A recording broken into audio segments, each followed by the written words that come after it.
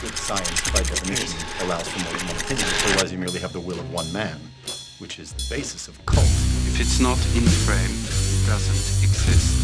I'm as mad as hell, and I'm not gonna take this anymore! I'm funny how? I mean, funny like I'm a clown, I amuse you? Where you been? Drunk. Wendy, darling, light of my life. What is your one purpose in life? To explode, of course. I like death with sex. How about you, Casey? You like sex with death? Yeah, so fuck up and die. Dude, do you know what's crazy? Shutter Island is an anagram for truths and lies. Shut up. That's pretty neat, right? Is that- Man, we should have watched Shutter Island for this podcast. Is that an accident? Oh, hey, this. Hey, I didn't see you there. This is the Cult of Cinema Knowledge podcast. I'm Levi, and that's Jordan. Gosh, now I wish I would have had an anagram for my own name. Oh, we should have. Dude, an anagram. Levi is going to be. It's always been evil. Levies. Oh, yeah, evil. That's what everyone always says. They say your name has got the letters of evil. Yeah, evil. And mine's Jordan, Korean. Yeah, Is that? that's right. Did you remember that back in the day with like predictive text? Whenever you typed in Jordan, it would automatically put in Korean. That's funny. I thought I was like, Jordan with that silent K going on in there. Yeah, you silent K. You didn't know that the whole time. Anyway, we're talking about stupid, backwards, encrypted words, truth and lies, he says, for Shutter Island, because we were talking about the movie Shutter Island. So this month, September, that we are currently in, nearing the end of, this has been Thriller Month. We've worked our way through the steps. We started with Hitchcock, worked our way through, did Verhoeven? Yeah. Was it? It went Hitchcock. Then Basic no. Instinct. Oh, it did. Yeah. Yeah, and Basic then, Instinct. And then Fincher, and then now Scorsese. Scorsese. Who we give Scorsese the benchmark of thriller, but yet I wouldn't say he's like truly the master of thriller. He's more of like the master of a character study, but it is fun because a lot of his movies are thrilling. They are. I think like Fincher's definitely more known for like being a thriller guy. Yeah. He does do movies outside of that, but that's when he's firing on all cylinders is his thriller movies. Right. I think. Dude, do you know what I realized during this? So this is we'll get into the synopsis here in 2 seconds. I just wanted to say I just realized when I was watching this movie, Scorsese has never done, except the exception would be Hugo, and this is clearly just off the top of my head, which I've not seen. Scorsese. Yeah, it's a fantastic movie. You should see it. It's on my list. I want to.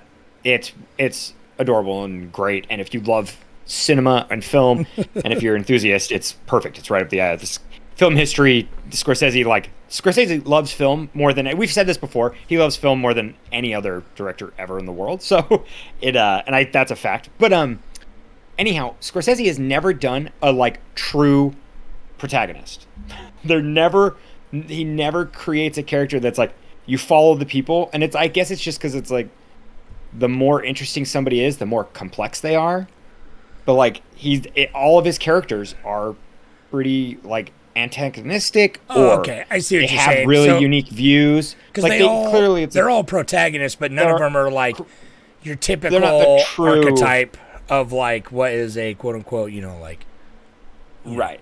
Someone you can root for. Sure, all of his characters they're a main character, but protagonist means somebody who is positive on the side of good, positive who's more. I mean, I know it doesn't have to, but it's compared to antagonist.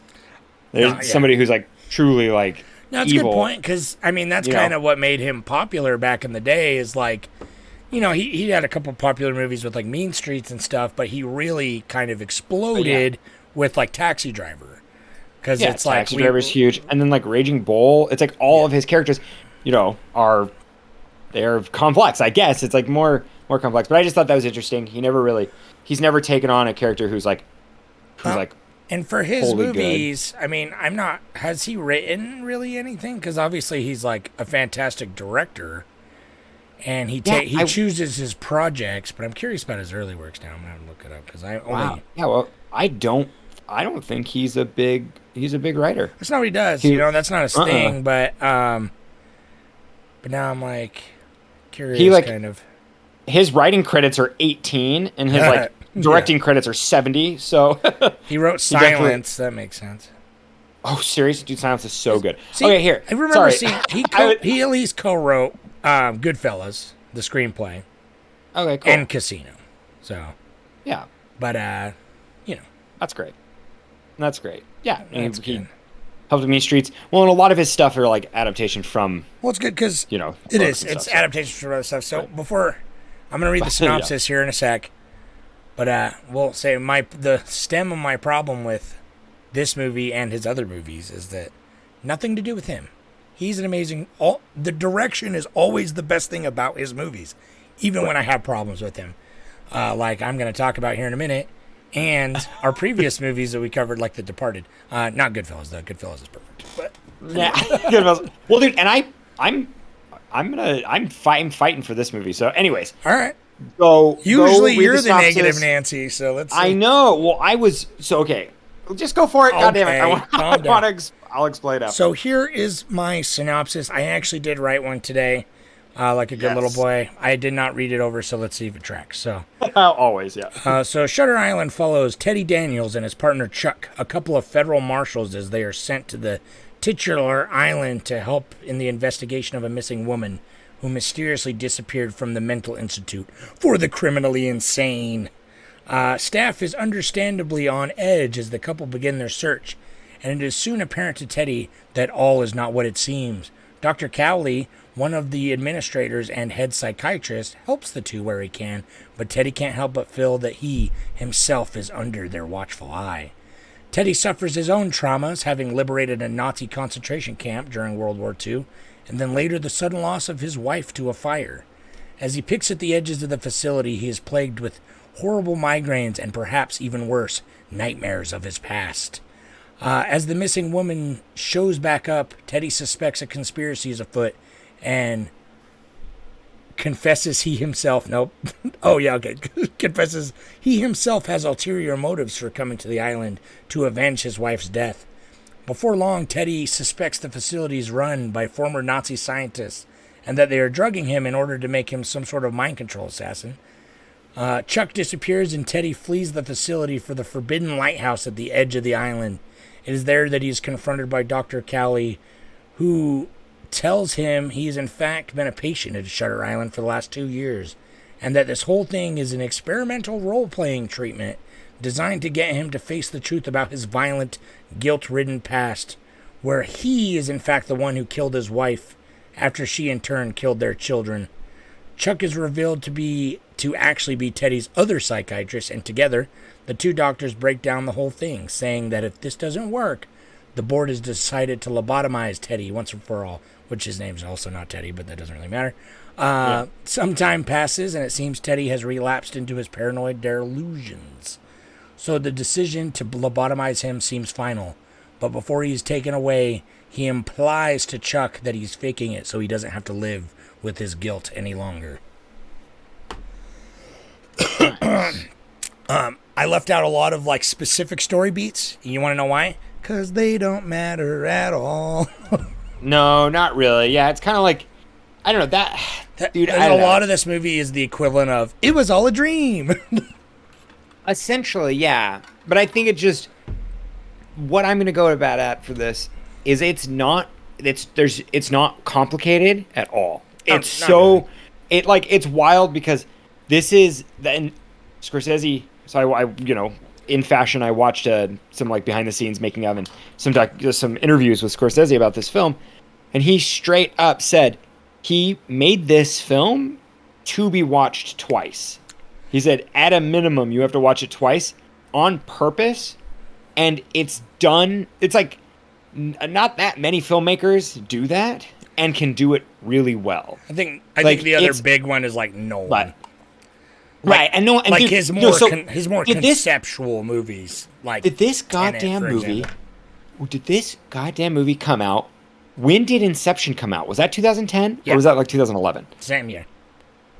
It had to have been, right? I'm It was pretty exact same sure year. Inception is It had 2010, yeah. it had to have been. Yeah. There's no way like Inception. I'm like 90% Excuse me, let me look. sure. Is it? Yep, yeah, 2010. So that okay, because just like No Country for Old Men and There Will Be Blood, it's like those two movies are the But exact same. this movie even And makes more sense this- because it's both Leonardo no. DiCaprio, especially right, when it was Leonardo like DiCaprio, he and- was everywhere. It seemed like he was really Right. everywhere at the time. Right. Well, yeah, when he was, really, like, he was in, like, I wonder how many movies he was in 2010, because he was in at least 2, and they're two both, big like, ones. heavy psychological, by, 2 big household name directors. So anyhow, this movie is where Inception is, like, confusing, and even, it's, like, confusing, but yet, you don't need to necessarily watch it twice. It kind of tells you everything you need to know. Weird. That's how I feel. And I then have the exact opposite opinion of you on that.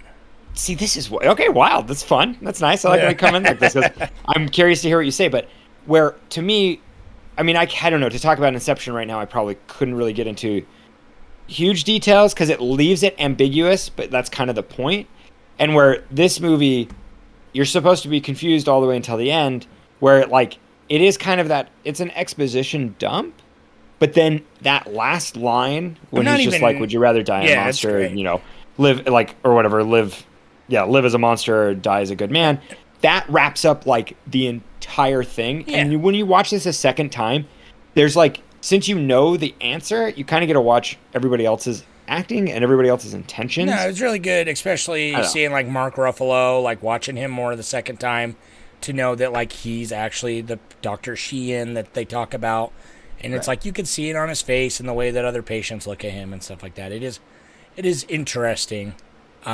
Surely, I feel like this movie. I feel the opposite of kind of what you're saying because it's like I feel like Inception to me makes a lot more sense, especially on rewatches. It's like you get it all the first time, but on rewatches, I feel like this movie is like I wouldn't say it's confusing. There's just like a lot of there's probably like 45 minutes of scenes in this movie that literally are 100% inconsequential that are basically like he's having a paranoid delusion and this actually doesn't tie in anything because this movie it's 3 different movies and it's like I respect that they committed to the one which is the big important that he's actually doing the role play and because that's like all undercurrent through the whole thing but the whole like him coming to the island to like seek revenge, the like lost woman that does not matter at all, and then like him finding her in the cave and everything. I don't know. I feel like because how many times have you seen this Shutter Island? This is my second time. Oh, okay, dude, that's it. Yeah, and it's like it's kind of wild because I like watching it this time. I'm like, oh shit, I like remembered a lot of this stuff. So it was like nice to know what characters were like what and stuff. And it was really fun to watch this with Victoria because it was her first time. Oh, I see. And so, like, but it's one of those where it's like, I think a lot of people, like, when I read, Letterboxd, people would, like, give this poor reviews because they were like, oh, I saw it coming and it's predictable. And I'm kind of like, yeah. That was, like I was get the that, point, right? But that was it makes sense, Right. like, and how it plays out. Like, I don't think it always matters because from the trailers even and from early on, you're like, yeah. Obviously, there's going to be some twist, and it's like so obvious that like he has mental issues, so he's probably a patient or he's imagining it all. But like the way that it comes out that it's like, oh, he's not really imagining all this stuff happening so much as like they're playing this kind of like role play with him. It's not like, oh, what was real, what wasn't real, which obviously quite a bit of it wasn't real, but right. It's just interesting that like his paranoia about that just becomes like paranoia about something else, but it's like, oh, he's just misinterpreting it. You know what I mean? But I can see where you're coming from because it's like the first time I saw it in theaters, it didn't quite sit well with me, but I really enjoyed because it's like obviously there's so many things this movie does awesome, dude. It's so stunning. Cinematography is so beautiful, dude. I was score, like literally. Well, and dude, you know what's sick about the score? It's all so basic, but it's just so like just so like intense. It's basic, but it's all real music, found music. So there's no score. He didn't get like a studio produced like band or whatever. It's what are they called, orchestras, to like come through and make a score to the movie. It's all music he found that's like period accurate. And so I think that's fantastic. And they would edit it together, like lay songs on top of each other and stuff to make it like really, really kind of chaotic and like, you know, give it like kind of a this had a lot of horror themes involved. That big and punchy, I that big loved punchy, it. like dun, dun, dun, like when they first get to the island is like so good. That's so good. And like that foghorn song when they're on the boat, where it's like sounds like a foghorn, but then it like keeps going and it's like through the fog. It's like that's really sick. And I love that this movie, straight up, if you put a black and white filter on it, you could be like, this was made in 54. You know, this is like made in like 60. And you could like I would agree, okay, other than like the digital stuff. Sure, there's a lot of digital, and it's more violent. There's a fair amount of green screen. Yeah, well, no, but that's dude, no, it adds. Even then, that was like it adds. That's the point. It is like I think that's period accurate. Yeah. Like if you watch old movies, it's like they like the are standing they're on a like studio lot, and it's like they're projecting. They're on a soundstage. Yeah, and it's just a projection, like on the right at the beginning. Chroma key in the 50s, okay, bud?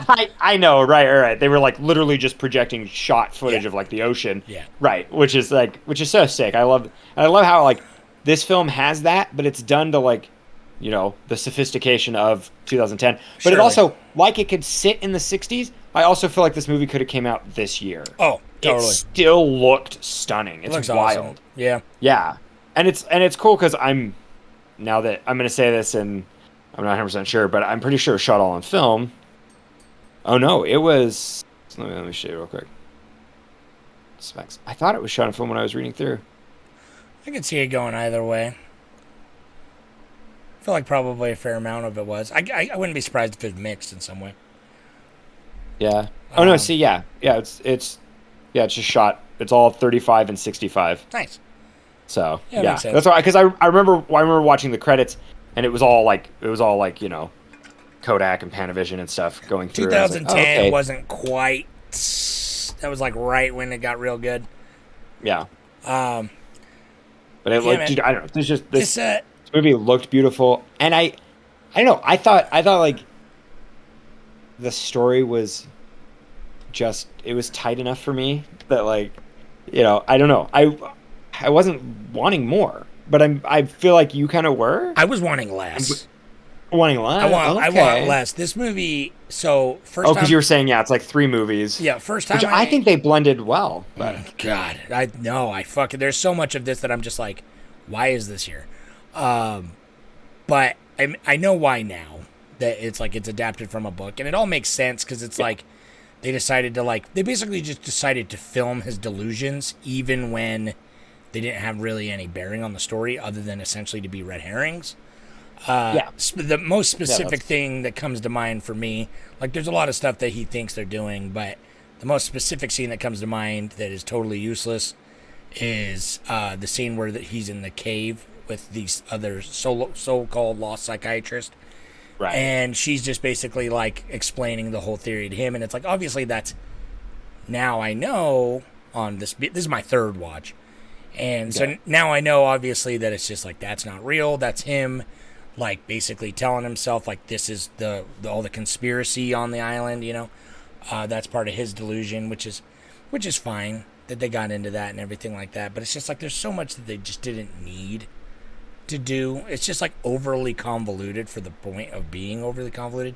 Like, they're like, Andrew Latis is actually you. It's an anagram. Like, look, and I'm like, this whole fucking movie's trying to be like that. Like, I feel like it feels like it's smarter than it is. But I feel like it probably works really well in a book. Because I didn't know this was a book until after I finished. Until this time, I was like, oh, okay. It was adapted from a book, which makes sense. Because this flows like a book. But otherwise, I'm like, this screenplay, they should have just, like, picked a road. Yeah. So Dennis Lehan or whatever, Lehan.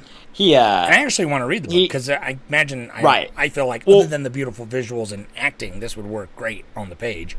Right, great on the page, and it has all the same cues, like, you know, when Mark Ruffalo fuddles with the gun and just gives it away, you know. That's the same like puzzle piece, the first puzzle piece in the book. So like the novelist, he was on set and he'd helped a lot with the screenplay. And so like in the interview with him, he was like it captured exactly what he wanted, and he like in the book he's like he wrote the most unreliable narrator he could muster. Yeah. And I think it shows wonderfully Well, that on tracks. the film. And I think I think the thing I love is like I love the theming of like how, the atomic bomb and like the atrocities of war and everything that happened, and it's like, and then how he like compartmentalizes that trauma. I think it's like done so well that I love it. I don't know. But the one thing I do not like is the fact that they kept saying that like he was the most dangerous person there, but yet his backstory, he just shot his wife. And I'm like, that is like, he's, like, that's like one of the simplest things, like firing a gun. But I think it's him being violent to other patients. Yeah, because he like in the hospital. He beat That's a up big part of it. Jackie Early Haley's character. Sure, right, yeah. Which he was everywhere around that time period. I remember he was too. Yeah, I'm like Watchmen and stuff. But and he's a good dude.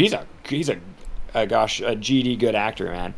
Have you ever seen I think Little Children? He's like a pedophile in it, but it's an intense movie.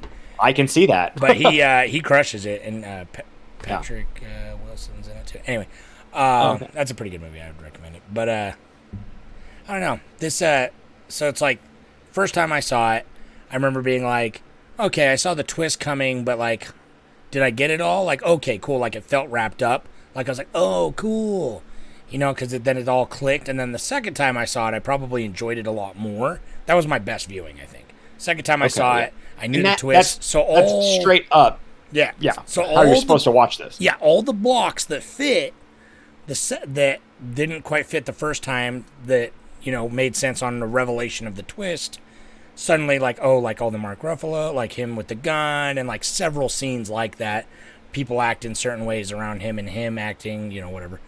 Kind of, what's going on. It gives it another layer to it. But then something still felt off to me. I don't know what it was until this time watching it. I was like, there's definitely seems like a weird jumble, like a disconnect. And I feel like it's because this movie really doesn't, like, it obviously doesn't follow like your traditional, and I think that's what throws it off. It's like it is not paced like a film. And I feel like it suffers for it because it's paced like a book.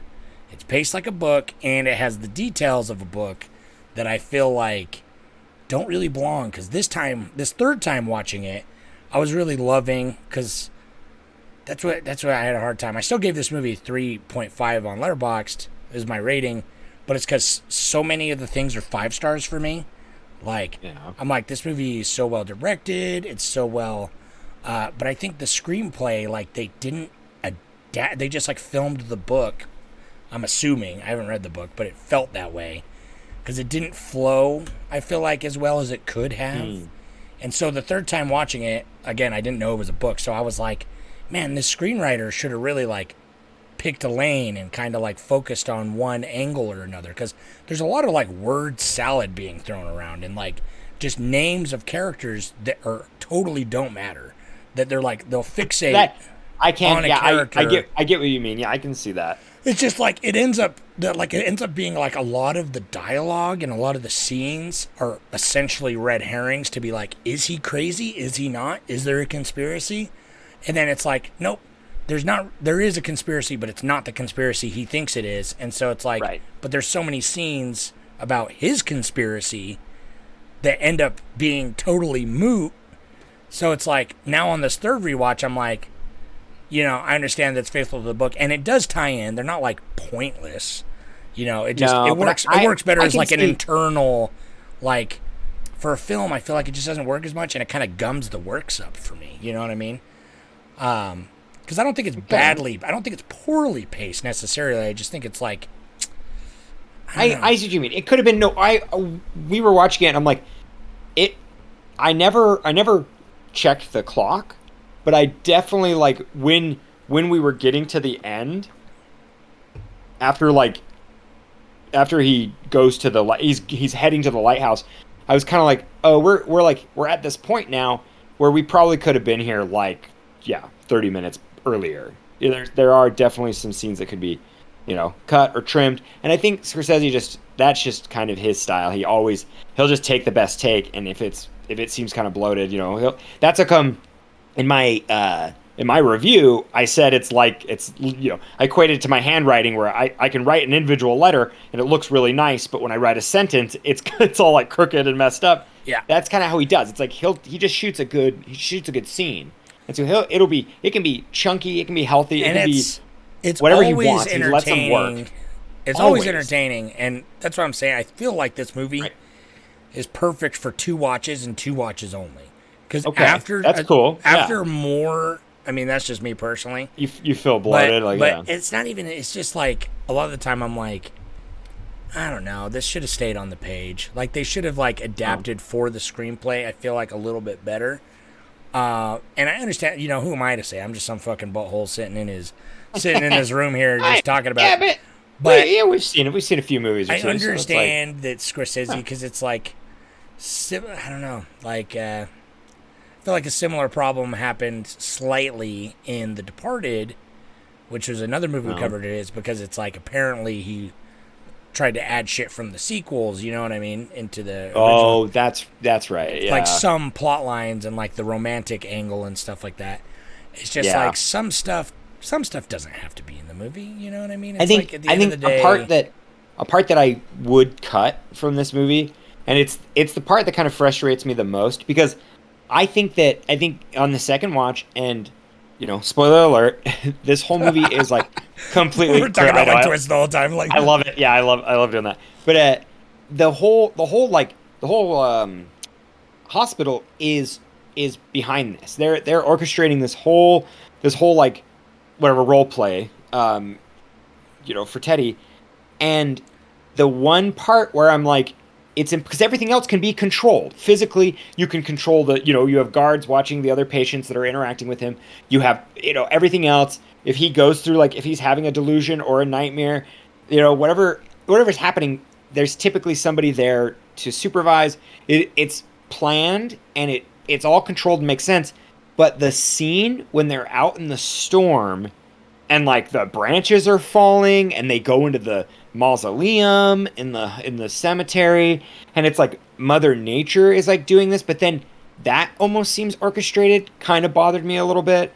Like that scene, it was like, I don't know, I just feel like Mark Ruffalo's character should have been like more freaked out, because now he's alone without anybody else to supervise him, unless that like guard was just behind, just waiting for him the whole time. But they had too much time. He was too trusting. I think he's too trusting. Maybe, yeah. He believed that like he was dangerous, but he wasn't going to be dangerous towards him. It is cool that they talked about that. They tried this like 9 months ago, and then they tried it a few months ago, and he regressed. Yeah. And now they they're doing this. This is like the one last time, and so it's kind of cool. Like Ben Kingsley's like he's truly like. There's just so many things. I really want to read the book, because I feel like this would work really well in a book. I would be missing out on the other stuff, like I said, but like right. But I think there's like the hokey, like the lighthouse, like that's nothing. Don't worry about it. That'll come back in the third act. You know what I mean? Yeah. And then right. There's just like a lot of stuff like that, and it's like I despised the whole like. Escaped. I feel like I wish they would have had a different way. I feel like this would have solved a lot of problems for me. But my least favorite bits is all the stuff to do with like the whole reason they're there is the missing Rachel Solando or whatever, and how she's missing. Right. And it's like, because it starts off like relatively like, it's an actual legit mystery and there's a conspiracy. And they're like, the fact that they use that as a way to bring him in, and then it's just like, did she actually kill her children? But it doesn't really matter, because she ends up being totally inconsequential. And then it's like, he imagines seeing her in the cave, the real Rachel Solando or whatever, hiding out in the caves, fucking eating rats and shit. I think that's what gives it like a deeper layer, and so maybe on the third watch will be kind of pointless. It's hard to see where. So like you look at the psychiatrist, you looked at Ben Kingsley character, you look at what's his other the fucking other German psychiatrist, and like Mark Ruffalo. You look at them and you say, okay, these guys are the orchestrators of this entire narrative. Right. What is their purpose? And here? like what the German guy, I feel like I think he was. allowing it to happen. But he wasn't so clearly. It was clearly obviously the fact that he wasn't there in the trusted. climax goes to show you his, and he's the one where the cracks show the most, and then the guard, or not the guard, Right. but like the warden, right? The warden, yeah. Well, the warden, and then even like, the other guard, and all the guards seem kind of. Well, they have, when you watch them the second time, they seem very. I've spurred intense, I've but- said all the things I don't like about this. I do think that a lot of it becomes, at the end of the day, a lot of those scenes for me are like meh and don't really serve the purpose as well as they think they do. But Well, I think it works. everything else in this movie is so good that's Yeah. why I'm frustrated. Is because it's like, you know me, I like. If a movie's built on a shitty foundation of a screenplay, everything else can be fucking beautiful, but the screenplay is still going to hold the movie back. And I don't think this is a shitty screenplay by any means. I still think it's above average for sure. And I don't really have any qualms with it other than being it's like it should have been written more for the medium. But at the end of the day, this movie does so much well that it's like I'm willing to look past that and enjoy myself. I just like every now and again, every time I get swept up in the movie, like I get really swept up in it. Like I really like the flashbacks. I really like his time in World They're War so II. good. Oh, and I kind of forgot, like when they do the flashback, I'm like, oh my god, like I can't remember, when he was dead. I'm like, oh, the concentration camps. Yeah. And then I was like, oh, for me, I was like, oh yeah, that's right. Like every once in a while, I kept being like, oh fuck, that happened. And then later on in the movie, it ties together. Yeah. Like, so what's happening now is him, like his delusion, his compartmentalizing, that like he's creating that narrative, and that's how come I think that the missing, the woman who's missing on the island who killed she has the horrendous backstory of killing her children. It's like he puts that on somebody else who would have to be in this mental institution because it's such a heinous crime. right. And he's like, how it can't be something that's in his past, and so I think that's Sure. done so well. Yeah. Right. But why not? But I know what you mean. It does. When I was watching this, I literally said the same exact thing. I said, "Oh, this is 3 different movies, but I like how they're woven together." I And do. At it, the end of the day, that's Scorsese is like that's fine. pretty much, like I give one of it- the only people that I think could really make this. Oh, Even for he sure. can take like a 3-star script, and for me, I gave this 4 stars, and I feel like maybe even more he talking can about it. I 100 was just thinking it's great. See, he can 100% elevate anything he pretty much touches. You know what I mean? It's like anything. Yeah, he can take a 3-star script and make it like a much better film all around. It's because he's an excellent director. You know what I mean?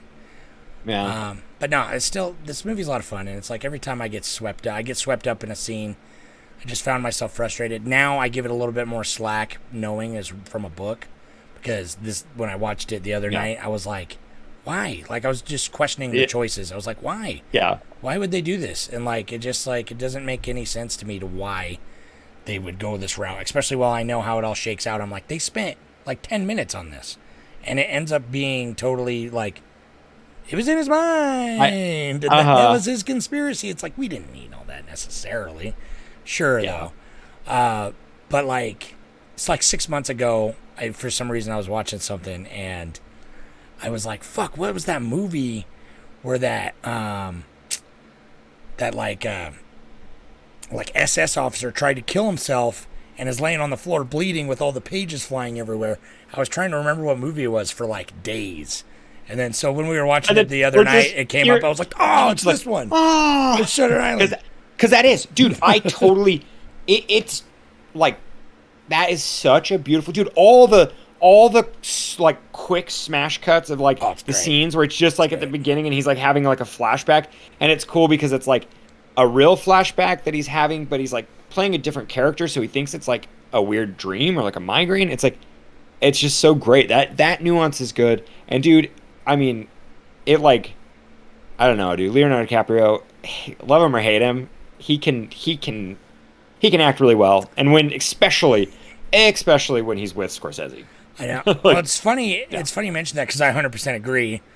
And then obviously this is like he's always Leonardo DiCaprio. I'll see anything he's in. He's always crushing it. But it's funny you mention that because Mary, she had seen this movie before too, and she watched it with me the other night, and she was like, "Wow, his acting's kind of bad right now." in a couple scenes. Oh no! Victoria kind of said the same thing where she's like, is he going to be squinting the whole time? Yeah. And I kept being like, he's got a sour tummy. He's like he doesn't feel good. Well, it's literally it's literally the part when she's like, it's a mental institute, and he's like, yeah, for the criminally insane. And he like takes a big drag off his cigarette. Yeah. And she's like, no, it's too much. And I'm like, well, if you don't remember, it's like he's playing a character in his mind, so he's going so overboard.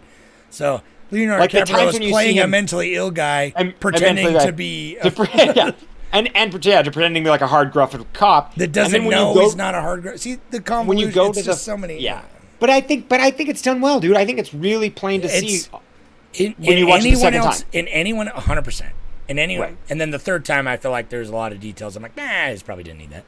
But in anyone else's hands, this movie would have been a fucking catastrophe. I feel like it too. Yeah. But no, I really do. He really pulled it together. Like, and I like it because it's like one of his darker movies, and I wish he'd do that. Yeah. Like, not only is it darker in tone, like it borders on horror sometimes. That's what I was saying, though, dude. There's so many, especially with the music, like you said, and the editing. Like when he edited it, there are so many scenes that are like building to this, like just even the scenes of his memories of like.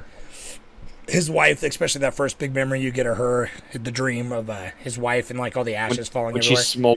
Dude, it's so bright and vibrant, but it's still got this like sickly, poisonous, like it's toxic in his mind to him, and it is that compartmentalization you're talking about, which I think all that stuff is done so good, especially the quick. I love it in movies when they do that if they do it right.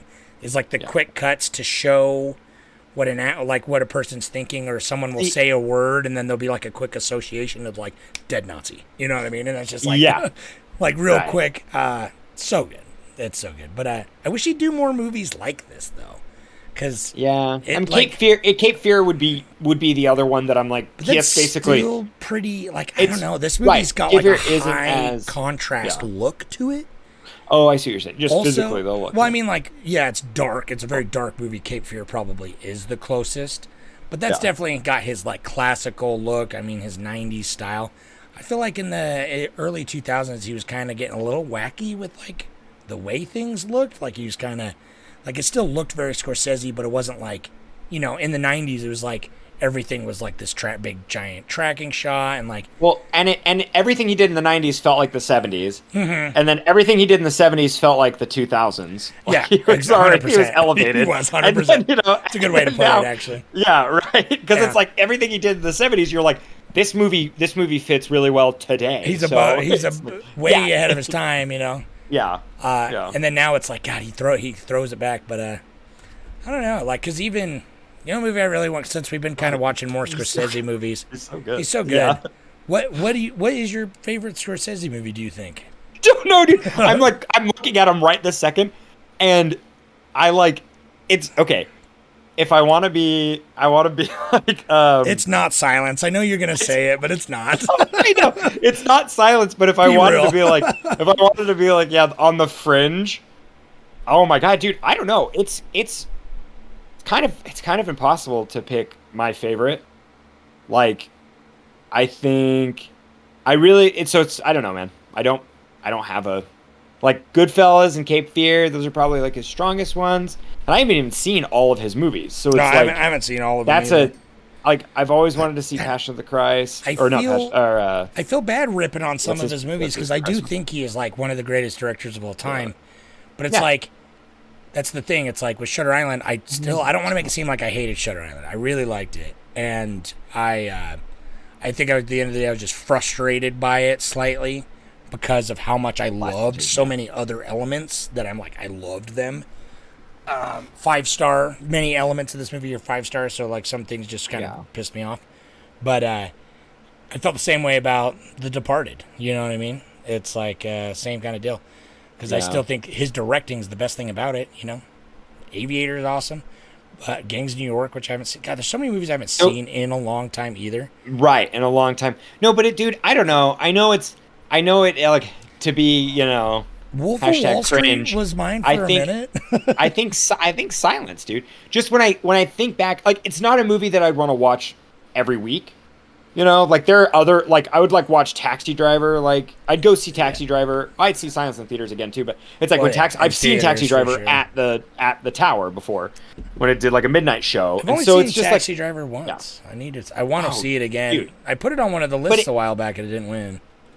Yeah, well, it's because it's like it's a strong movie. It's great, but it's kind of slow and it's like, you know, I don't know. You know, watching his madness is great. But I think Raging Bull, I've only seen that once, and I loved it. I don't know, dude. Same. I've only seen it once. What's your favorite? What's your favorite one? I do think. I mean, like, Goodfellas is probably his masterpiece. Right. Cape Fear might be. Cape Fear is so fucking scary. That's probably my favorite Robert De Niro performance, and that movie is just terrifying. Oh, dude, Robert De Niro is.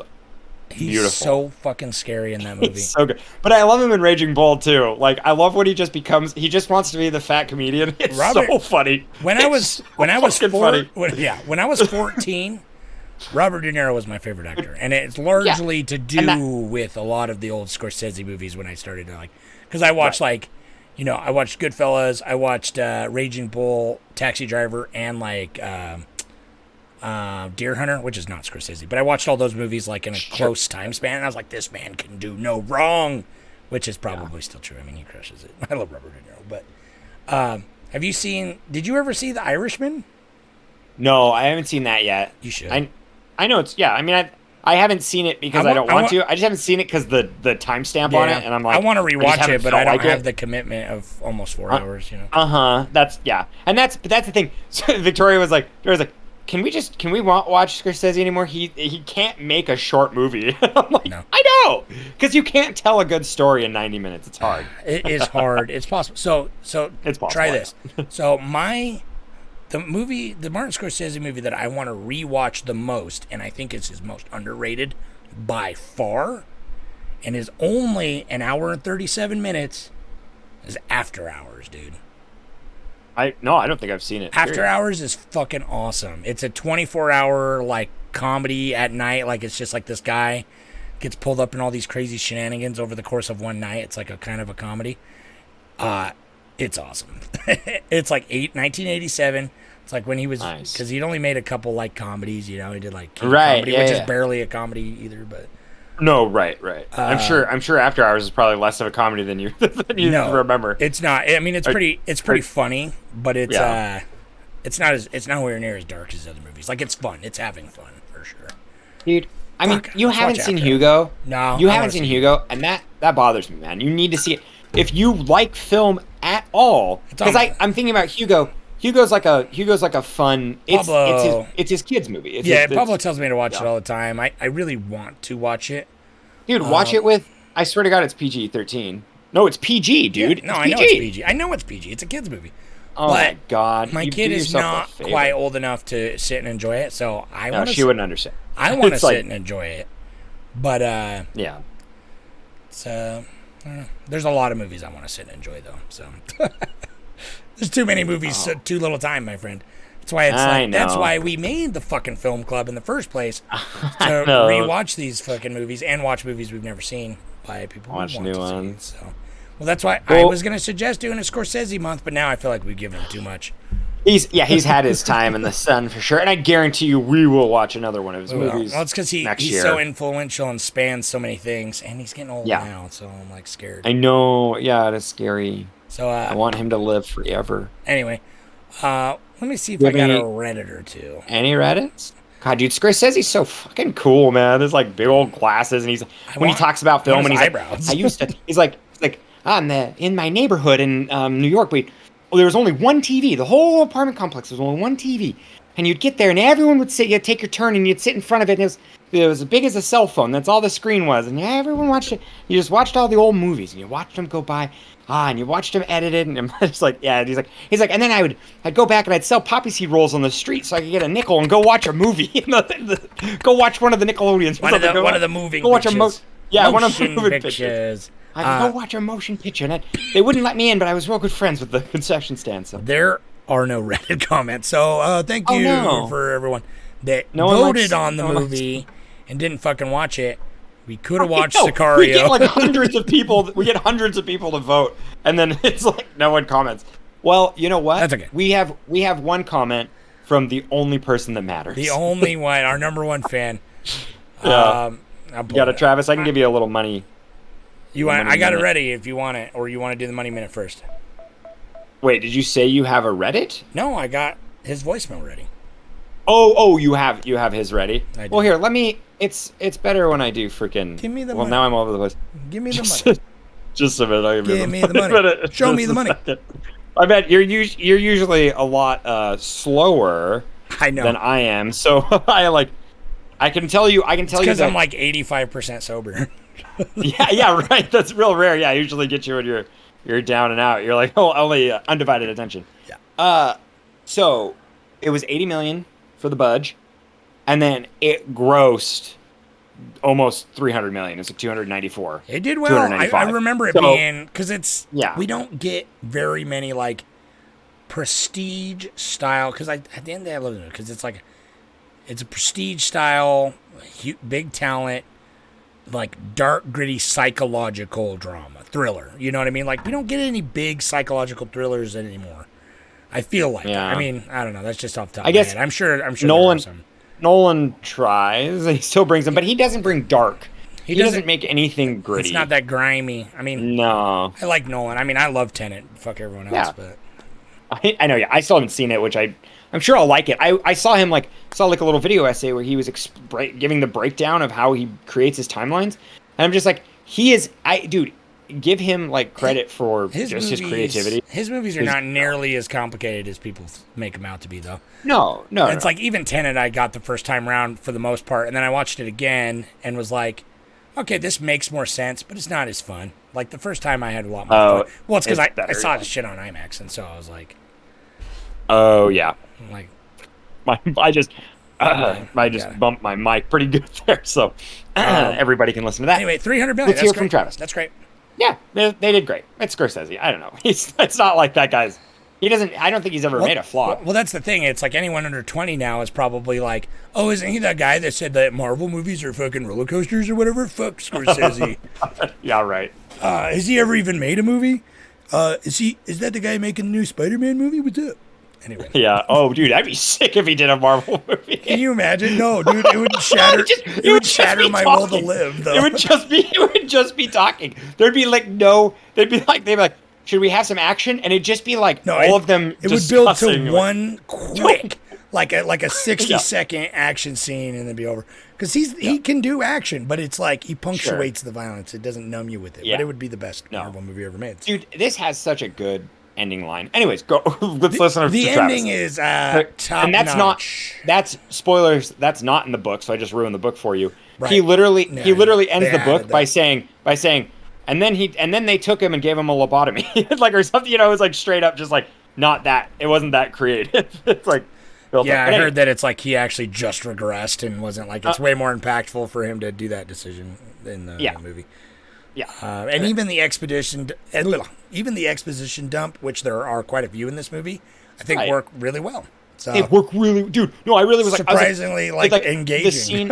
It's because every time an exposition dump would come, you would get a really surreal, scene afterwards, and so you'd kind of be like, "Oh, that was an exposition dump. Oh my god!" It's just the most beautiful pastels and a line of German Nazis get killed. It's fucking brutal. Yeah, It's that's so fun. good. That's such a good shot too. The tracking shot. Oh with my all God, that, that's so them good. just And executing those guys. his digital blood, I give Scorsese gets a pass. He can use digital all day. He can use it as much as he wants because he makes good movies. So. He can use Anyways, it. I know. Yeah, you have some hard feelings about digital blood. I seem to recall. I hate it. I usually do too, except for a select few. Fincher also is allowed to do digital blood.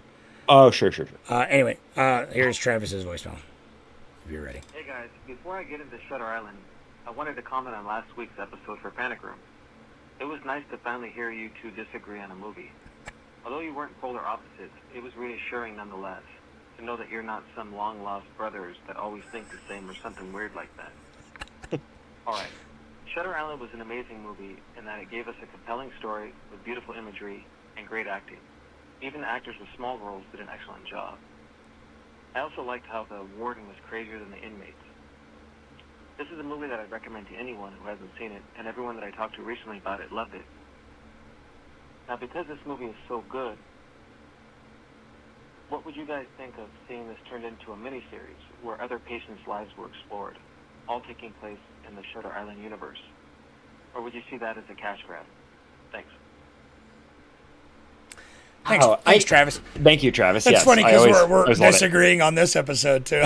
I know we are. Yeah. I mean, it's are like we long lost brothers? Could be. I know, dude. Yeah, we might be, man. I've never seen your blood before. I don't know. I've never seen Probably seen your blood. Your DNA. No, I meant like Oh, I see. your blood on paper. Well, I know my blood type, and you don't know yours. So Oh my god, no one knows their blood type. Go to Reddit and comment if you know your own blood type Everyone knows right their now own without blood looking for it. Okay, Travis. Anyway. I on this podcast have historically said certain things I wish were a miniseries because there's so much meat in them, and it'd be great to have a miniseries. I've said it on a few different movies, and I don't know if that would work for this. I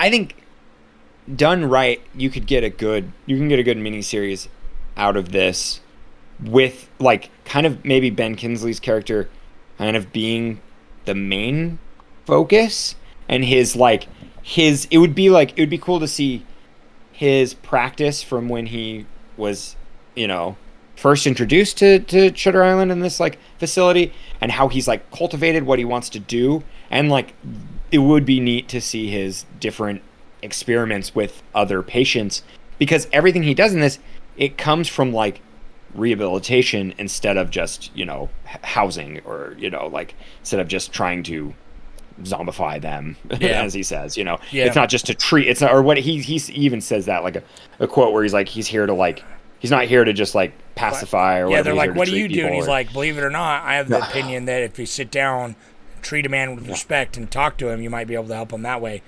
It's not all about like giving him a pill or whatever. Yeah.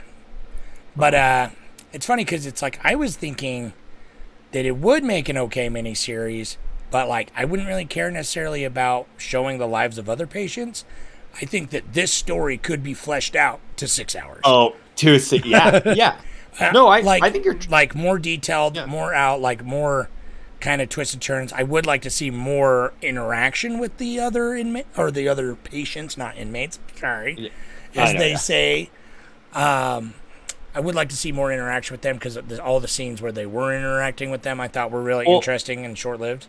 It would be fun. It would be fun too to get the, like Travis said, each character could have like essentially an episode, like a 45-minute episode, because like when he creates that, like we got the lattice, right? Yeah. No, I'm even thinking like the fucking the nurses that work there and the orderlies and everything. Yeah. I think like they could have like larger fleshed out pieces. It'd be fun to see their relationships with each other and the patients and stuff like that. The closest thing to that already exists in my mind is the second season of American Horror Story. The asylum one. Yeah. Where it's like that one's kind of obviously not a relation other than it's a mini, like it because essentially is a mini series. Since it's one season is like anthology or whatever, but which the second season is so good. Everything else is kind of but whatever. I know, right? Well, we could go into got its moments. But the second season that could be a bonus. We could just go through. The second season is prime fucking asylum. Institute type kind of setting situation. Yeah, right. Kind of taps all the things, but I don't know, dude. This would be really like. It'd be really cool to go into some of the characters that you only, and it's kind of fun that it's like from the perspective of a patient creating the characters, and then it's like, but it's kind of cool because some people do exist as like characters he's talked about before with his therapist, so they don't physically exist, so he creates them as like a figment, and I love that. Yeah, I was gonna say like the interactions with the other patients are some of the best, but it's just like it brings me to more of my frustrations. Like he has those like interviews with the one guy who like stabs that lady in the face, Dude, I need to post that. He's using the wood pencil, and he's like, dude, that was me. That was you. That was you. No, literally watching it. I was like, fuck during that scene. During that scene, I was like laughing because I was like trying to like figure out. I was like, oh, should I like record this and put it on like Instagram or something? I feel like this is Levi. I hated it so much. Yeah, I love that. Those you don't know, I fucking hate wooden pencils, and they do a weird thing to me. So even an aversion to wooden pencils. Dude, we need to do a mini series on that, man. But I don't know. It's like the fact that like the one lady who is really interesting killed her husband with the axe and all that and all that. Right. But then she like takes his notepad and just writes "run" in it. Yeah. And it's just like it's this weird like ominous thing, and it's just like I don't know. But no, it seems like so like, oh look, it's such a thing. There's something going on here, and it's just like, hey. Well, I feel like you're a patient. If you look at that scene, it is really cool that like there are, this was from a video essay, but there are guards, behind Teddy and behind that woman, but there's not guards behind Mark Ruffalo's character. Because he works there and he's part of it. Yeah. But then it is interesting when she like they all know that she took the notepad, like he saw it. It's like where Teddy's so focused on that he thinks it's like a secret transaction. Yeah. But it's probably happened before because this is like the second time they've tried this. And B, he just can see it. He's not very far away. And it's like, but the run, it's like I think that the woman is like genuinely like, I know who you are. You're another patient here. They've probably interacted before. She's kind of like, you need to run. You need to figure out a way to get yourself off this island while you're still in this state to see if they'll let you go somehow. But I don't know. Is that an element? Is she in on it? Is she not in on it? If so, like to what point do they choose? I think it's her best intentions. Yeah, that part's yeah. See, there are like I think that's gonna come up in the book though too. Right, is like logistic issues. I'm gonna look into the book honestly because I bet it would be how much freedom Ben Kingsley would give, because it's like giving him the reign of this place. There's a point where it's like whatever it gets out happened of to control. Ben Kingsley too, man. I fucking dig Ben Kingsley. Dude, no, I was gonna say the mid 2000s is like all these actors were like slapping down movies, dude. Do you remember? I don't know. Do you remember? Did you ever see The Whackness? For some reason, I was thinking about The Whackness when I was watching this movie. The Whackness is dope. Yeah. Is that Ben Kingsley that plays like the dad figure? No, he's like the psychiatrist. Yeah, but the dad figure. He is like the dad figure to. He's the dad figure, right? He like kills himself. Josh Peck. Yeah, dude, that's so dope. Yeah, I remember really liking The Whackness. Yeah. Anyway, what is your favorite part of this movie then? God, dude, Ben Kingsley's coming out in like 4 different things this year, but God, dude, I don't know. Favorite part? I think a lot of the flashback parts are gonna be really high up there. I do think when Leonardo DiCaprio comes into the top of the lighthouse and he kicks open the door, and then Ben Kingsley goes, "Why are you all wet, baby?" Or like, "Baby, why are you all wet?" Yeah, that's a pretty solid. I'm a fan of that. Yeah, that's got horror elements involved into it. It's creepy. It is. This whole movie's got massive horror overtones. It keeps you, dude.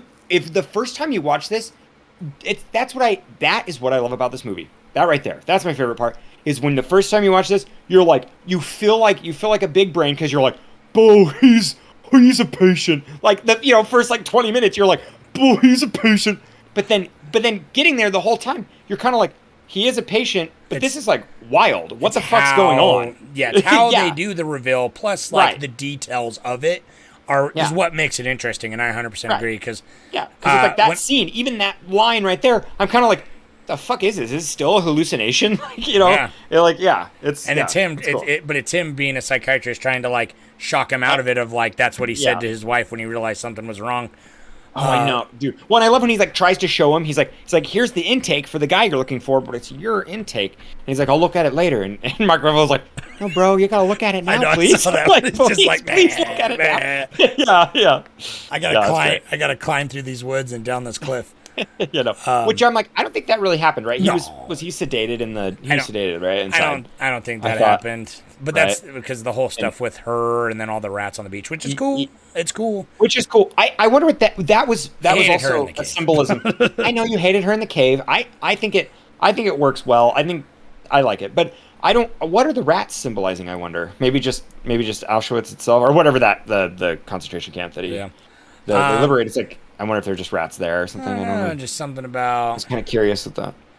That was one part. I'm like that, and like I said, that tree part bothered me the first time I saw it because it just seems kind of hokey and like it seems like where I'm like they can't orchestrate that, so it's like it kind of just worked to their benefit. But yeah. anyways. Well, we're talking about the significance of weird things. It's like, is it just to show? He's like, ooh, he's crazy. What's real? What's not real? It's like the rats and like all the times when someone is holding an object and then there'll be a quick shot of them just faking holding that object. That happens like 3 times. And it's like, is why? It's like, I enjoy it. Well, I definitely like it. I think it's cool because she, back to that interview, she takes the drink of the water and then it's like a quick 2-second cut. She's not holding anything, but she still has it at her lips, like pantomiming it. That happens like 3 times in the movie, maybe more that I didn't even catch. But and I was like, oh, that's really cool. And is that just to show like, is this real? Is this fake? Is he just like missing details? And I think it's interesting, but I'm also like, is that just something they added because they thought it was neat? Because it is neat, but I wonder why. It's what they were talking about is like it will be lapse in his narrative because it's like either that's not important, and then somebody in a video essay mentioned that like it's his aversion to water. Water is really triggering to him, and so he kind of blocks that out whenever there's like mass amounts of water. It's like he has different kind of it doesn't quite track because he like swims in water and he goes around water and stuff. But I do like those, like it's the subtleties are nice where it's like water he really blocks things out, and then fire is like it's less of a trigger because like the fire happened and that was like traumatizing, but no one died in it. It like and it was kind of it was him like, and he really got into his part like of his alcoholism compartmentalization with the when fire, his wife, I think, right, because his wife burns down the house, and then they move, and at that time, it's like he's really avoiding the signals, like because that's what I love too, is like it's like he's like, oh, I didn't know my wife would have the ability to kill her children. It's like, dude, that probably there were red flags a lot longer, right along before you moved to that like lake house, Yeah, buddy. She burned the house down. She seems like, well, you want to hear my favorite part? So it kind of relates. Yes. So, one of the top contenders is obviously all the concentration camp stuff. I think is awesome, really well made and really visually striking. But my favorite part this time around, for sure, was and it's another like some horror creeping into the dialogue almost, but it's like when the warden and him are driving, and the warden's like, they're God loves violence, and all that matters is my violence can conquer your violence. And he pulls up to the camp, and he's like, if I sunk my teeth into your eye, would you be able to stop me before I blinded you? It's just like, and he's like, why don't you try? And he's like, that's the spirit. That's the spirit, dude. No, he really, and that's Buffalo. He was dope. That's Buffalo Bill too, and, and that's like his most. I mean, he's in a lot of stuff. I was watching Flubber today, and he's in fucking Flubber, but he's in Flubber, okay. Yeah. But like that's his like most iconic thing. So it's just like extra creepy, and like another just snips of dialogue that like are really uncomfortable. Like another precursor to his wife, obviously not being all right in the head. He says, yeah, my wife used to think there was an insect living inside of her skull. Oh my god! It would click across the inside of her skull in her head and just tug things in her brain for the fun of it. And I'm like, that's horrifying. And if that's not a red flag, I don't know what is, man. No, and that is such a good description of it too. Like I loved it. It's all the moments like that. So overall, I think this movie's a plus. I think it's got some like kind of flaws with it. But overall, I really like this movie, and I'm really glad I watched it. And the only reason I'm so worked up is because I like it so much, and I want those little things that get under the fucking insect in my skull. Well, I need to. We should do a Scorsese month just for that fact that I want to know if Cape Fear really does, because I've only seen Cape Fear maybe twice. Yeah. I think I'm thinking about it. I mean, I think because we've watched it before at your old apartment, but I don't know if we were like playing. I think we just put it on during like Halloween or something. I think I watched it when me and Mary lived at the duplex, and I still really liked it a lot. Right, and but, I think that's Scorsese's thing. Scorsese's never made a movie where he's like, I'm gonna make it the tightest thing ever. No, yeah. He's just like, I'm gonna make it the best I can. No, he's for always each scene. He's always been like, and that's why like I think Goodfellas is so revered because it probably is the tightest. Like it's long, but it's like very, very meticulously put together. But like even in Wolf of Wall Street, which I fucking love, Wolf of Wall Street, is very much like he's like, yeah, have at it, you know. And there's like so many scenes that just don't matter. But in that kind of movie, doesn't impact me as much. But that is his style. Like he definitely is just like, it's cinema, it's entertaining, and it's cinematic. Like I'm not trying to fucking have this cookie cutter movie, and that's cool. I do think that I think some things would have sat with me better had they been changed around. That's all. Well, you know what, bud? It's a plus. It's a great movie. It's still a plus. It's still good. Anyway, that's it. Fuck Shutter Island. Dude, thrillers are out of this house. Fuck thrillers. We're a horror family. We're a horror house only now. I'm so excited to get spooky. Spooky ooky, man. Yeah. So obviously October's in like 4 days or whatever. So we're watching nothing but horror movies. 31 days of horror movies. Just in case y'all, I'll post a little bit maybe about it, but we're doing podcasts on just one podcast a week like we normally do. On just one movie a week. You'll see what they are when we fucking do them. Or, I don't know, I might post something, who knows. But then we will do all the rest of the movies at the end for some, like, scheduling stuff. But then that way every movie will get, time in the sun for us. And we'll get to talk about. Because I have no one else to talk to about movies. We will do my a wife, big My wife glazes over. Yeah, we will. Dude, I'm excited. There's going to be some sneaky surprises on this list, everybody. There's like quite a few I haven't seen, which I'm pretty stoked about. I've seen 16 of them, so I've seen basically half. Yeah, so I'm excited. I like that though. I'm happy. I would have hated 100%. To have been like, I've seen 24 of these or something. That's like 100%. Oh, dude, I'm super excited to watch. Well, that's what I'm here for. New guys. We always say this when it comes to our movies. Like we could pick the most popular ones, We'd probably get more ears on the pod if we picked the fucking most popular ones every time. But I love the beautiful ears we get right now. I do too. And this is a film club. We discover stuff sometimes. We like to watch out of our comfort zone. David. Sorry. Yeah, we're looking at you, bucko. Not to throw any shade, but he'll probably watch two movies out of the thing that he's already seen that he he likes. I know, right? We put fucking the Casa de Lobos or whatever, Lobos or the Wolf House on there for him. I'm excited for the Wolf House. I'm so excited. I watched the trailer the other day, and I turned it off because I didn't want to spoil anything. But I was like, "Oh yeah, dude, I'm there. I'm there, buddy." And Mad God, baby! Yeah, my God, I want to see Mad God so bad. I can't wait. I'm so excited to watch it again. Oh man, I'm so ready for horror, dude. I gotta smile. I'm like a jack-o'-lantern over here, baby. I got a big old smile. Missing teeth. Right? I'm so ready. All right. So please join us, everyone who listened. Thank you, everyone who contributed to picking the movies on the Reddit. I appreciate that because we did take a lot of your comments in stride and added quite a handful of them to the list. So please join us. If you've seen the movies, pop in and comment daily when I do the posts, or even better, just watch them with us.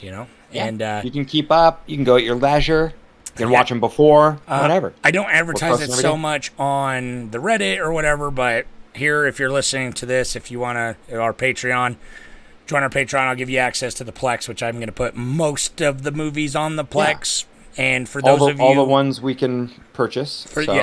Those of you that are patrons already, you better watch these movies, man. I know. And we love you. Hearts to you. We know who you are, and you know who you are. We do.